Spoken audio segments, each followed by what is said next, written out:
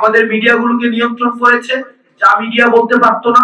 আমরা আবার এই রাজনৈতিক দল গঠনের এই প্রক্রিয়াতে আবারও সাধারণ মানুষের কাছে আমরা ফিরে যেতে চাই। গণঅভ্যুত্থানের পর্বেও আমরা আমাদের যে কর্মসূচি, এই হাসিনার কে পতনের জন্য আমাদের যে কর্মসূচি, সেটি জনগণের অপ্রকাশিত ভাষাগুলোকে আমাদের যে দমিয়ে রাখা হয়েছে, টুটি চেপে ধরে রাখা হয়েছে, আমাদের মিডিয়াগুলোকে নিয়ন্ত্রণ করেছে, যা মিডিয়া বলতে পারতো না, যা বুদ্ধিজীবীর লেখনী থেকে লেখা হতো না, যা বিশ্ববিদ্যালয়ের শিক্ষকরা বলতে পারতো না, মিডিয়া যেগুলোকে প্রচার করতে পারতো না, যেগুলোকে একজন সভ্য সমাজের মানুষ সেগুলোকে প্রকাশ করতে পারতো না। দীর্ঘদিনের নিপীড়িত আমাদের যে কণ্ঠস্বরকে আমাদের এই তরুণ প্রজন্ম এই গণঅভ্যুত্থানের সময়ে আমরা ভাষা দিয়েছি, ঠিক একইভাবে আমরা আবার এই রাজনৈতিক দল গঠনের এই প্রক্রিয়াতে আবারও সাধারণ মানুষের কাছে আমরা ফিরে যেতে চাই। সেই জায়গা থেকে নতুন রাজনৈতিক দলের কাছ থেকে জনগণ কি প্রত্যাশা করে সে সম্পর্কে সক্রিয়ভাবে জনসাধারণের মতামত সংগ্রহ করতে এবং দেশের ভবিষ্যতের জন্য এটিকে অবশ্যই গ্রহণ করে সেটির বাস্তবায়ন করতে, শুধুমাত্র তাত্ত্বিকতা নয় বরং সেটিকে বাস্তবায়ন করতে অগ্রাধিকার মূল্য নির্ধারণ করতে বৈষম্য বিরোধী ছাত্র আন্দোলন এবং জাতীয় নাগরিক কমিটি দেশব্যাপী জনমত গ্রহণের প্রক্রিয়া শুরু করেছে। এবং সেটির মধ্য দিয়ে আপনারা এই কর্মসূচিটির নাম হচ্ছে আপনার চোখে নতুন বাংলাদেশ। প্রত্যেকটা মানুষের নানা মত রয়েছে, নানা পথ রয়েছে। আমরা নানা মতের এবং নানা পথের মানুষগুলোকে ধারণ করতে চাই। তাদের চোখে তারা নতুন বাংলাদেশটা, এই ফেসিবাদ উত্তর, আমরা যে ফেসিবাদ পরবর্তী বাংলাদেশটা কিভাবে দেখতে চাই সেটির জন্য আমরা মানুষের কাছে যেতে চাই। এবং আপনার চোখে নতুন বাংলাদেশ স্লোগানের আওতায় পরামর্শমূলক উদ্যোগের লক্ষ্যে সারা দেশের সকল কমিটি ও তাদের কর্মীদের বিস্তৃত নেটওয়ার্কের মধ্য দিয়ে আমরা মানুষকে যুক্ত করব। সেটির মধ্য দিয়ে সকল শ্রেণী পেশার মানুষকে আমরা যুক্ত করব।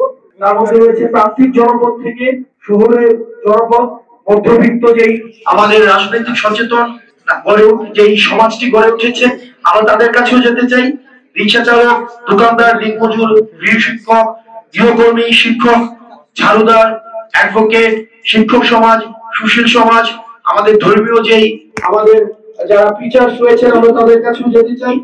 ঠিক এইভাবে আমরা সর্বস্তরে অন্তত ন্যূনতম আমরা 1 লক্ষের বেশি মানুষের সাথে যুক্ত হয়ে তাদের মতামত নিয়ে রাজনৈতিক দলের ভবিষ্যতের দিক নির্দেশনার বিষয়ে তাদের মতামতের জন্যই চাওয়ার জন্যই হচ্ছে এই কর্মসূচিটা আমরা নির্ধারণ করেছি।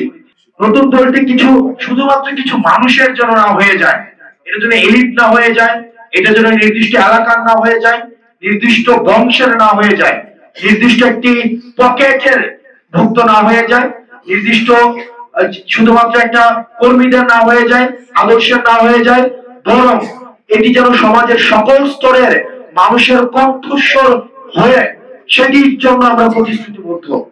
এবং যারা বিদ্যমান রাজনৈতিক ব্যবস্থা থেকে যারা নিজেদেরকে মনে করছে তারা বাদ পড়েছে, তারা এক্সক্লুডেড ফিল করছে, আমরা তাদেরকেও প্রতিনিধিত্ব করতে চাই।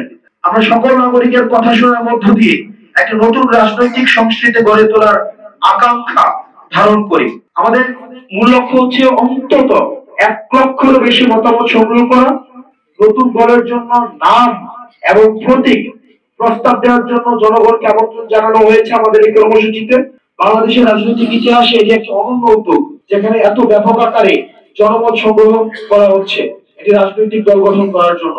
বৈষম্য বিরোধী ছাত্র আন্দোলন ও জাতীয় নাগরিক কমিটি উভয়ই জুলাই বিপ্লবের চেতনা রক্ষার জন্য স্বতন্ত্র রাজনৈতিক প্ল্যাটফর্ম হিসেবে অব্যাহত থাকবে।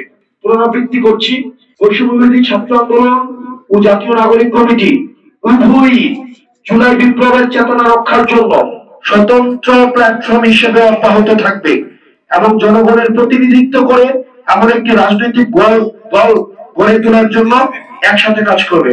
আমরা অনলাইন এবং অফলাইনে আমরা আমাদের কার্যক্রম পরিচালনা করব। আমরা সবাই একসাথে আমাদের যে অফলাইন আমরা যে কার্ডটি রয়েছে, আমরা সেই অফলাইন কার্ডটি একটু তুলে ধরি। অফলাইন কার্ডটি